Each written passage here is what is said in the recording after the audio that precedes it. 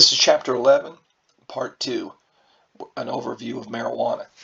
We're talking about different types of marijuana or cannabis products. Another cannabis product called hashish is achieved when the resin itself is scraped from the cannabis leaves and then dried.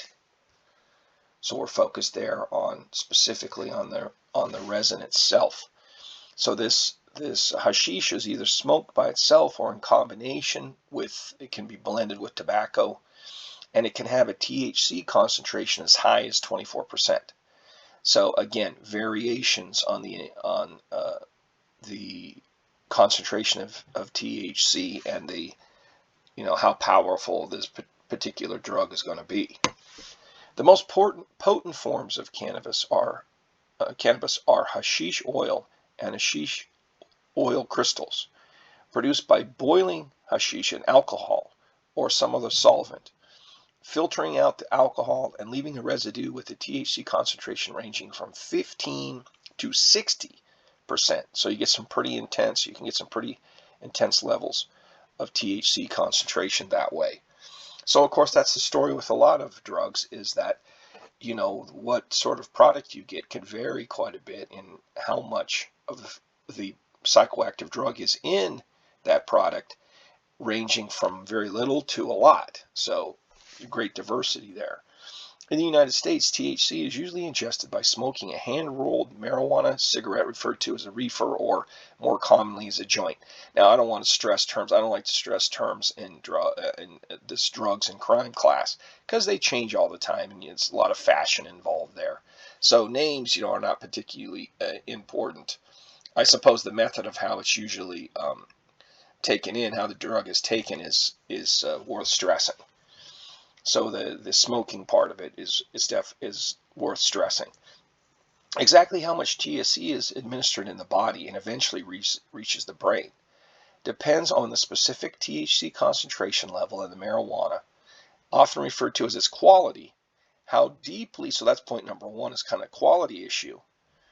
Number two is how deeply the smoke is inhaled into the lungs. It's number two. Number three, how long it is held in the lungs before being exhaled. So there's three different things that are going to affect the level of the higher, how much THC reaches the brain. An experienced smoker will ingest more THC than a novice or beginner by virtue of being able to inhale more deeply and to hold the marijuana smoke in his or her lungs longer, perhaps for 25 seconds or even longer, thus maximizing THC absorption into the bloodstream. So you could have two individuals who have the exact same product, but the more experienced drug user is going to get a more intense high, or going to get more THC delivered to the brain because they know how to smoke it properly. So this is an example of a drug where sort of knowing how to use it properly can affect the high, the experience, the level of the high a lot.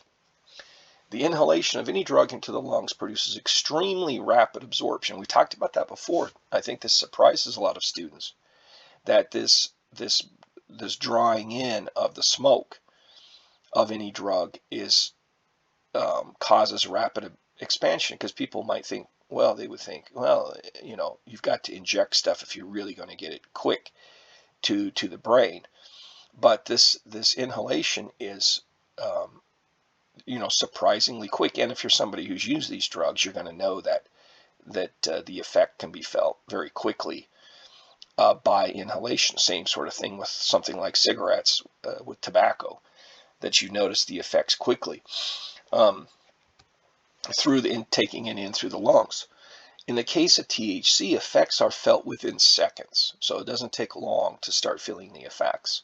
Peak levels are reached in the blood within 10 minutes and start to decline shortly afterward.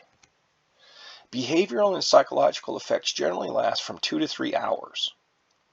At this point, low levels of THC linger for several days because they are absorbed into the fatty tissue. And excretion from fatty tissues is notoriously slow. So again, you feel it quickly, it peaks quickly, but the effects can last a long time, and THC remaining in the system, remaining in the fatty tissue, can last a very long time. One implication arising from a slow elimination rate is that the residual THC left over from a previous administration can intensify the effect of marijuana on a subsequent occasion. So did we make that plain enough there? That so you've got THC already in your fatty tissue in your system. Having it there can cause an intensification. It causes when you use marijuana again, that you experience a stronger high. And part of the reason for that would be that you already have this THC in your system in the fatty tissues, and that magnifies the effect. In this way, regular marijuana users often report a quicker and more easily obtained high achieved with a smaller amount of the drug than more intermittent or less frequent users, less frequent smokers. Urine tests for possible marijuana abuse typically measure levels of THC metabolites. Okay, so here we're talking about THC that's been broken down in the system. And that's what urine tests are detecting, is levels of these broken down remnants of THC, the metabolites, we call them. Because of the slow biotransformation of marijuana, these metabolites are detectable in the urine, even when the smoker no longer feels high or shows any behavioral effects. So the test is going to pick up THC metabolites, even when the high is over with, completely over with. Metabolites can remain in the body for several days after smoking even a single joint, and for several weeks later in the case of chronic marijuana users. So these metabolites are there for a long time. Some drug tests are so sensitive that a positive level for marijuana can result from passive inhalation, get this, of marijuana smoke-filled air in a closed environment, even though the THC levels in the cases are substantially below levels that are required that result from active smoking. So again, let's translate that into a plainer English. What they're saying is that these tests are so sensitive. You could be a secondhand smoker of marijuana. You can just not even smoke marijuana, but be sitting next to a person who is in a closed space where it's cloudy, it's smoky, and you're breathing in the smoky air. You're breathing enough, even though you're not smoking marijuana, where you can get enough THC levels in your system that a test can pick it up, can be that sensitive. So there's kind of a couple things going on here. It's very sensitive. It can pick up very low levels. And it picks it up a long time after the high, because those metabolites linger and are around for a long time. So that's a couple of the complexities, complications of these tests used to determine THC levels. So what's the bottom line here? The bottom line is that marijuana testing procedures generally are unable to indicate when marijuana has been smoked. So you don't really know when it's smoked when you take the test. It could have been some time ago. Or even if it's been smoked at all, in the case of a passive smoker who's taken it in secondhand, only that exposure to marijuana has occurred at some point. So we don't know when, and we don't know how for sure you were exposed. Were you actively smoking it, or did you even pick that up just secondhand smoke in an enclosed space? So in that sense, these tests are not telling you as much as you would like to know. So they're not as specific or not as telling as really you would want them to be. The immediate physiological effects after smoking marijuana are relatively minor. It has been estimated that a human would need to ingest a dose of marijuana that was from 20,000 to 40,000 times the effective dose. Effective meaning that taking enough marijuana to experience a high. You'd have to take 20,000 to 40,000 times the effective dose before death would occur. So that's just the statistical, numerical way of saying marijuana is not a drug that you have lethal overdoses from. So this is one reason why people are much less concerned or frightened by marijuana, because compared to let's take a glaring example, fentanyl, some sort of really strong opioid, that kind of drug can definitely can kill you. You can have an overdose and die from it. Not the case with marijuana. So that's one of the things that people are most concerned about is if I take this stuff, is it going to kill me, right? Well, marijuana, pure, marijuana alone, just straight up marijuana is not going to do that. Nonetheless, there is a dose-related increase in heart rate during early stages of marijuana ingestion up to 160 beats per minute when dose levels are are high. Gotta get that right, are high. So, of course, there is a change in your physiology. If you didn't have a change in your brain and your body, you wouldn't be experiencing a high. So there are going to be physiological changes, but here we're talking about something like an increased heart rate. You take an intense level, a concentrated dose of THC, then you might see a significant increase in the heart rate. 160 beats per minute is fast. That's faster than I would want my heart beating. So that's one, physiological change you can see. The blood pressure could either go up, it could go down, it could remain the same, depending primarily on whether the individual is standing, sitting, or lying down. So position can make a difference here when it comes to something like blood pressure. A dilation of blood vessels on the cornea, resulting in bloodshot eyes, peaks in about an hour after smoking a joint. Frequently, there is a drying of the mouth and an urge to drink something. So the sort of bloodshot eyes is something a characteristic you might see, as well as the dry mouth. The observation that marijuana smoking makes you feel extremely hungry or gives that you crave food, junk food, sweet things, get the munchies, right?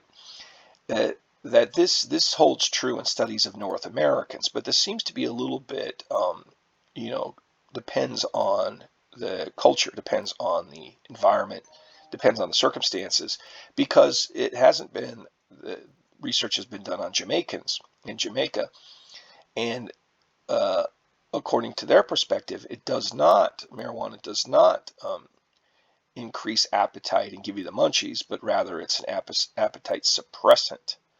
So, at least at first blush, when you first look at it, you say, well, you can see that there's cultural interpretation differences. But as we see in some of these notes lower down, there could actually be there could be a difference here that explains why people are having different experiences with the drug.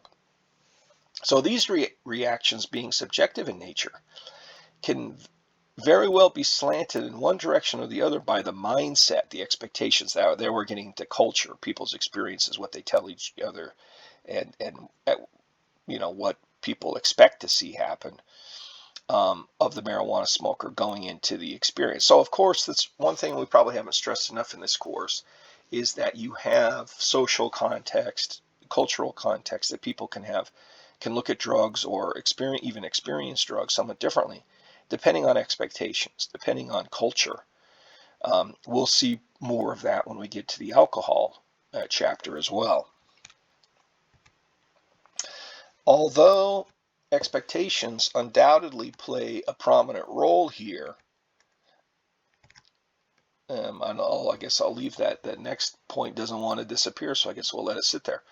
So expectations, that culture, what people are expecting, that kind of stuff matters. But we should be aware of the possibility that the varying effects may also be due to the differences in the THC concentration of the marijuana being smoked. So what they're saying there is that among Jamaicans, you may have the intensity of the THC concentration might on average be higher than the typical experience in the United States. So the idea here is that maybe if you're taking lower concentrations of THC, that at this mild level, it can increase appetite. But if you're taking a really heavy amount of THC, that could actually begin to work in the other direction and suppress or knock down your appetite, knock down your hunger. So, that seems perfectly plausible, that the effect of a drug depends a lot on how much you're taking. Mild low levels could give a very different experience than high intense concentrated levels. And this is the case with this next point here.